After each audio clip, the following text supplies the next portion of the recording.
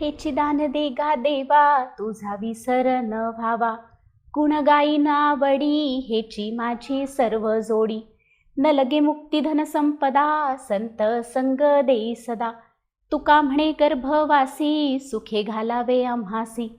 मागणे ते क तुझ प्रती आहे, देशितही पाहे पांडुरंगा. या संतासी निर्वी, हेची मज देई, आणिक न मागो काही आता. तुका म्हणे आता उदारत होई, मज ठेवी पायी संतांची या. साक्षात पांडुरंग आपल्या तुकोबारायांना घेऊन जायला आले तो हा दिवस तुकाराम बेज. स्वतः विठ्ठल तुकारामांना सदेह वैकुंठाला घेऊन गेले, इतके तुकोबाराय विठ्ठलाला प्रिय होते. आज ऐकूया त्यांच्याच जीवनातील एक प्रसंग. देहू या गावी तुकारामांचे वडलोपार्जित किराणा मालाचे दुकान होते. जेव्हा दुष्काळ पडला तेव्हा लोकांचे, त्यांच्या घरातील मुलाबाळांचे भुके वाचून हाल होऊ नयेत म्हणून तुकारामांनी स्वतः किराणा मालाचे दुकान सर्वांसाठी खुले केले आणि ते सुद्धा विनामूल्य. साहजिकच त्यामुळे त्यांच्या घरची परिस्थिती खूप हालाकीची झाली. तरीही तुकोबारायांची पत्नी आवली हिने धीर सोडला नाही. ह्या परिस्थितीतून बाहेर पडण्याचा मार्ग तिने शोधला. ती तिच्या वडिलांकडे गेली आणि काही पैसे उधारीवर घेऊन आली. त्यातील 100 रुपये घेऊन तिने मिठाच्या काही गोण्या विकत घेतल्या. बैलगाडीसुद्धा ठरवली आणि नंतर ती तुकोबारायांजवळ आली आणि म्हणाली, इतकी वर्ष मी तुमचं ऐकते आहे, आता ह्या वेळेला तुम्ही माझं ऐकायचं. आणि ती म्हणाली की ह्या मिठाच्या गोण्या त्या पुण्याच्या बाजारात नेऊन विकायच्या, नफासुद्धा कमवून आणायचा. आणि हे सगळं करत असताना त्या विठ्ठलाचं नाव मात्र घ्यायचं नाही बरं का. कारण का आवलीला वाटत होतं की आपल्यावर ही जी काही परिस्थिती ओढवली आहे ती या विठ्ठलामुळेच ओढवली आहे. कारण का माझा नवरा फक्त त्यांचीच भक्ती करत असतो, त्याचं बाकी कशात सुद्धा लक्ष नसतं. त्यामुळे ती विठ्ठलालाच ह्याचा जबाबदार धरत असते. त्यामुळे तिने अशी तुकोबारायांना अट घातली की विठ्ठलाचं नाव सुद्धा घ्यायचं नाही जोपर्यंत ह्या सगळ्या गोण्या विकल्या जात नाहीत.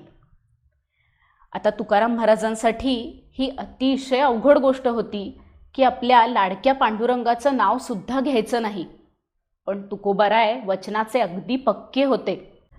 तुकोबाराय मिठाच्या गोण्या घेऊन पुण्याला पोहोचले.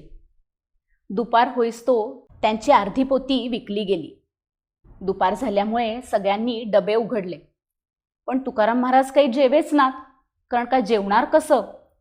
प्रत्येक वेळी जेवणाच्या आधी विठ्ठलाचं नाव घ्यायचं, त्याला नैवेद्य दाखवायचा आणि मगच जेवायचं असा त्यांचा रोजचा नियम. पण आज तर नाव घ्यायचं नाही, त्यामुळे ते जेवलेच नाहीत. संध्याकाळ होईस्तोपर्यंत त्यांची सगळी पोती विकली गेली. पुरेसे पैसे पण जमा झाले. जवळजवळ 150 रुपये त्यांच्या हाती आले. तुकाराम महाराजांनी सुटकेचा निश्वास टाकला की बायकोला दिलेलं वचन मी पूर्ण केलं आणि ताबडतोब त्यांनी पांडुरंगाचं नाव घ्यायला सुरुवात केली. नंतर ते पुणे ते देहू ह्या प्रवासाला निघाले. त्या प्रवासादरम्यान त्यांच्या कानी टाळ आणि मृदुंग आणि अभंगांचे आवाज ऐकू येऊ लागले. थांबून पाहिलं तर विठ्ठल रुक्मिणीचंच मंदिर. त्यांना अत्यानंद झाला. त्यांनी लगेचच मंदिरात विठ्ठलाला नमस्कार केला आणि सगळ्या भक्तांबरोबर तेही अभंग गायला लागले. अभंग झाले, आरती झाली, प्रसाद घेतला. तसे तुकाराम महाराज मंदिरातनं निघाले. तेवढ्यातच एक अगदी गरीब गृहस्थ त्यांच्या पाया पडला. ते बघून तुकाराम महाराजांनीही प्रतिनमस्कार केला. तो मनुष्य अगदी हडकुळा, फाटलेल्या कपड्यांचा आणि गरीब असा दिसत होता. तो तुकोबांना म्हणाला की तुमचे मधाळ आणि गोड स्वरातले अभंग ऐकून माझा जीव अगदी तृप्त झाला. आता मी मरायला मोकळा.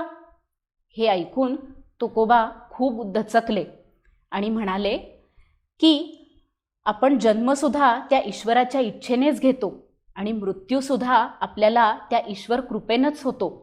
मग हे महाभयंकर काम तू का करतोयस? तसा तो गृहस्थ बोलू लागला आणि म्हणाला की माझा मुलगा सैन्यात होता, तो युद्धाच्या कामी आला. आता घरामध्ये विधवा सून आणि माझी 2 नातवंड असतात. शिवाय मुलीचं लग्न लावून दिलं होतं, पण दरोडेखोरांनी तिचं घर लुटलं आणि नवऱ्याला पण मारून टाकलं. आता ती आणि तिची मुलं माझ्याच घरी आहेत. सुनेला कामावर पाठवलं तर लोक त्रास द्यायला लागले.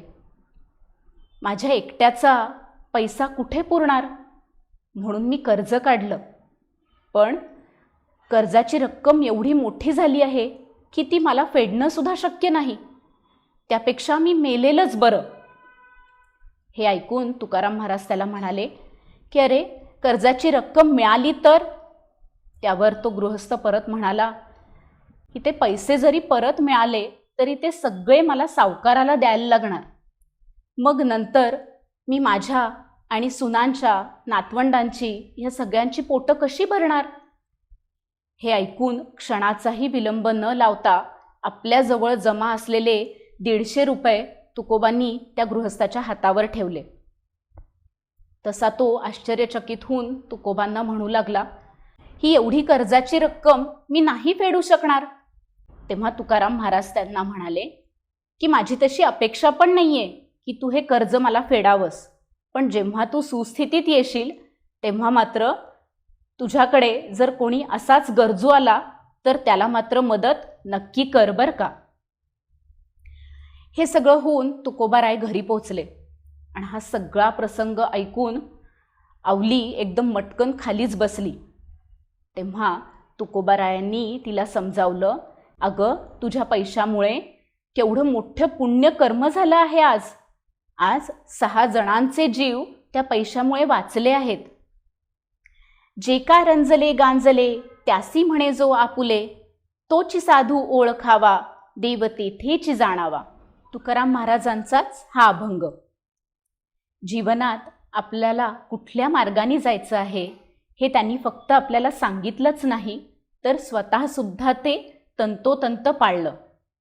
त्यांचे अभंग आजही गुरुप्रमाणे आपली साथ देतात, मार्गदर्शन करतात. म्हणूनच ते जगद्गुरू तुकोबाराय आहेत. अशा ह्या सदेह वैकुंठवासी जगद्गुरू तुकाराम महाराजांना प्राकृत रूट्सचा सादर प्रणाम.